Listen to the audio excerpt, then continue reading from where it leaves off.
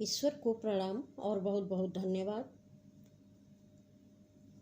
आज का हमारा विषय है कि यूनिवर्स हमारी बातें कैसे सुनता है, उसको कौन सी भाषा आती है।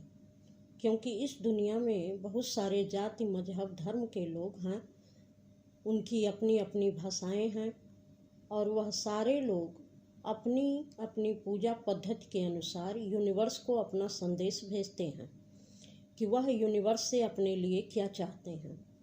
ऐसे ही बहुत सारे विविध भाषी लोग अपनी भाषा में यूनिवर्स को अपनी बातें बताते हैं और अपनी प्रार्थनाएं भेजते हैं। तो सवाल यह है कि क्या यूनिवर्स को इन सारी भाषाओं की जानकारी है?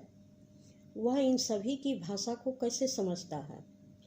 और हर व्यक्ति को विश्वास भी होता है कि कोई समझे या न समझे, लेकिन मेरी बातें ऊपर वाले के समझ में आ गई हैं और वह एक दिन मेरा उत्तर जरूर देगा। तो क्या सचमुच यूनिवर्स को सारी भाषाएं समझ में आती हैं? जी नहीं, यूनिवर्स किसी भी भाषा को नहीं जानता।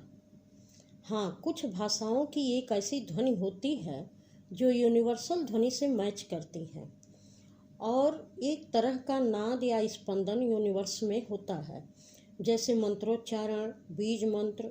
यह बहुत तेज अपना असर इसलिए दिखाता है क्योंकि इनकी ध्वनियाँ यूनिवर्सल ध्वनि से मैच करके उस ध्वनि के प्रभाव को कई गुना बढ़ा देती हैं, जिससे इनका आश्चर्यजनक प्रभाव दिखाई देता है। किंतु जब भाषा के द्वारा हम किसी वस्तु की इच्छा करते हैं या प्रार्थना करते हैं तो उस समय वह भाषा काम नहीं करती, बल्कि उसके साथ जुड़ी हुई हमारी भावनाएं आकार लेने लगती हैं। जैसे कोई आपको बता रहा हो कि अमुक पार्क में बड़े ही हरे भरे पेड़ हैं और वहाँ रंग बिरंगे सुंदर फूल भी हैं। अब उसकी भाषा द्वारा वह हरे भरे पेड़ और कुछ सुंदर फूल की भावनाएं आकार लेने लगीं और मन में ही उसका एक अक्ष आपके मानस पटल पर बन गया। ऐसे ही जब भी आप किसी भावना के वशीभूत होकर कोई बात कहते हैं या प्रार्थना करते हैं तो उसका एक आकार आपके मानस पटल पर बन जाता है जो यूनिवर्सल एनर्जी से मैच करता है।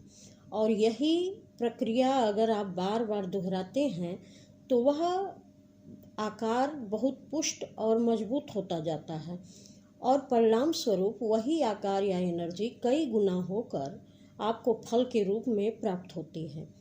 चाहे वह अच्छे विचार हों और भावनाएं हों या बुरे विचार और बुरी भावनाएं हों, आप जैसा सोचते हैं वैसा ही आपको फल प्राप्त होता है।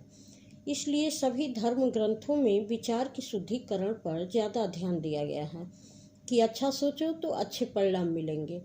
तो अब आप समझ गए होंगे कि यूनिवर्स को हमारी भाषा नहीं समझ में आती, बल्कि उसके पीछे की भावनाएं समझ में आती हैं। इसलिए अगर आप अपने लिए कुछ अच्छा चाहते हैं तो अपने विचार को करने के तौर तरीके पर ध्यान दीजिए। हमारे साथ बने रहने के लिए आपको बहुत बहुत धन्यवाद।